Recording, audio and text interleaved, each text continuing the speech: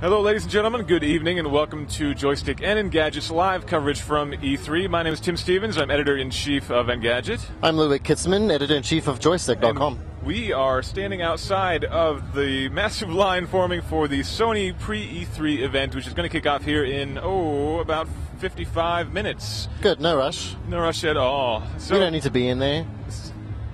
No, we can live blog from out here, I think. Yeah, we can just ask people as they exit what they thought.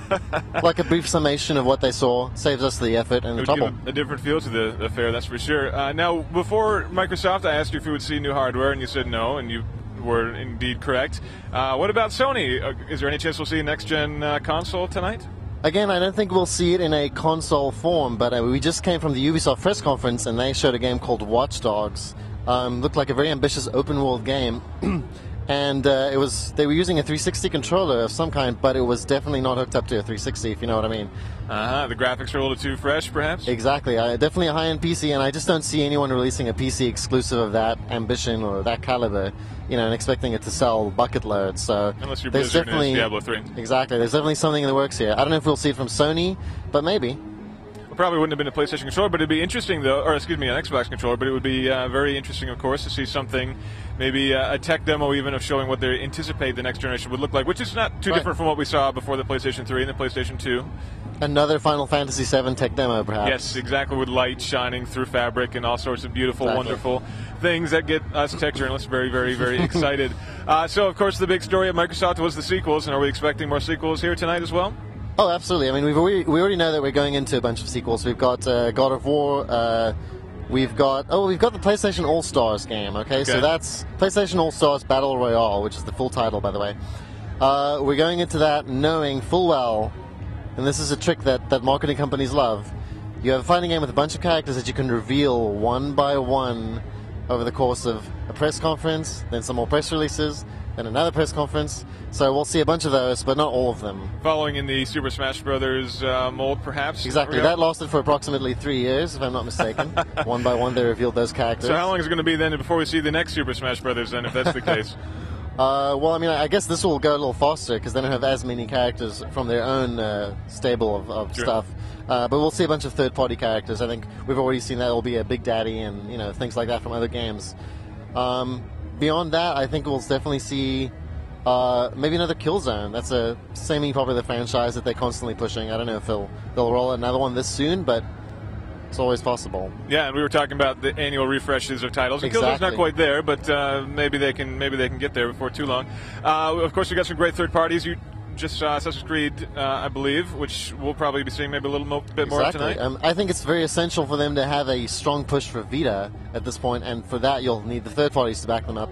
I'm pretty sure we can count on an Assassin's Creed title for PlayStation Vita, and probably a bunch of other sort of spin-offs and games and popular franchises that started on console but now are finding a good representation on the Vita, which has PlayStation 3-ish capabilities, but not not if you quite ignore the there. resolution of the screen, sure. Exactly. And speaking of Vita, it hasn't exactly been a blockbuster success, but we've been hearing talk of a price cut, and indeed Sony just had a quote-unquote temporary price cut that they just announced. Is there a chance that they might make that permanent tonight? I think so. I think it would be a good move just to sort of keep that momentum that they have from launch. I think it's been doing okay in America, beyond expectations, certainly. If they drop the price, unveil another bunch of strong exclusives. They've got Gravity Rush coming out very soon. That's like sort of the opener of Sony studio games. Sony usually has a very strong lineup, from their internal studios, and just like that, they should also focus on The Last Guardian, which we've been hearing about for years, and hopefully will make some kind of appearance and some kind of release date at this point. Because I feel like even Sony themselves are frustrated with having these incredibly creative people working with them who take 5 years to make a game.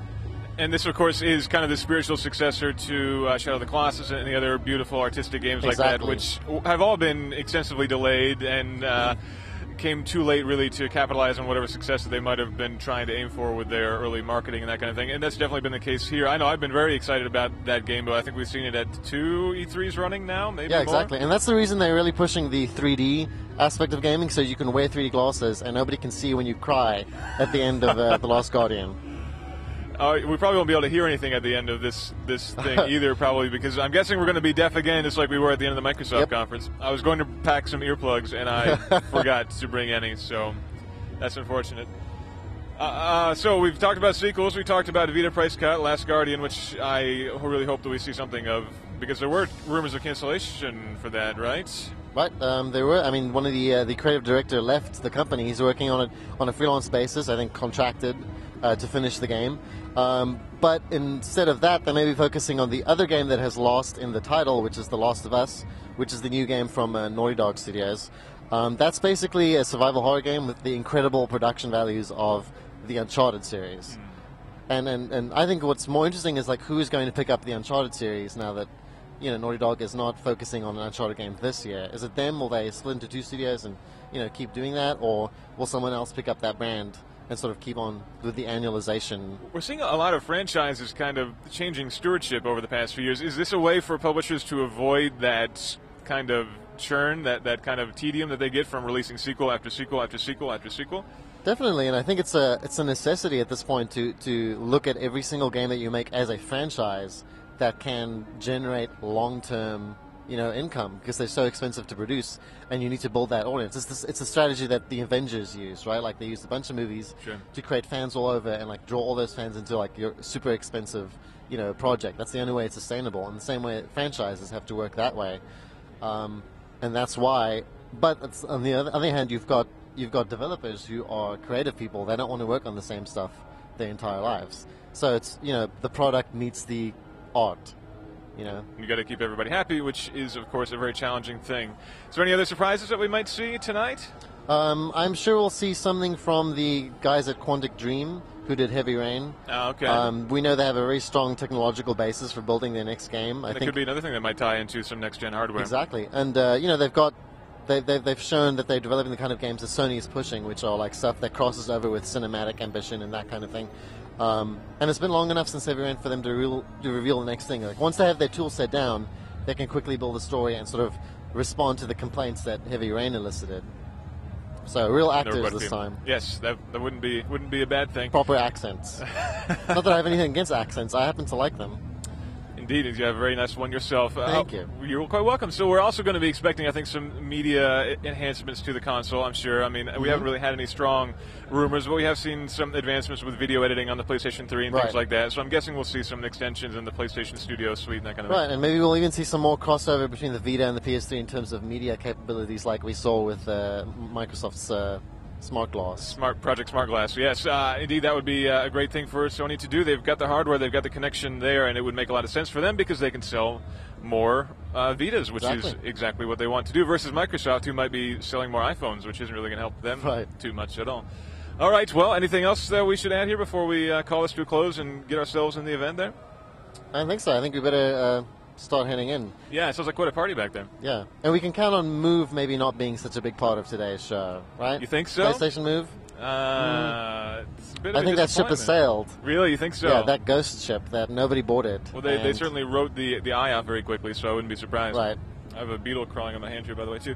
Yeah, I mean, I think that's an untapped thing that Sony unfortunately kind of threw out there, and it just never really caught on. No. But there's, hey, maybe a new Tiger Woods. Maybe.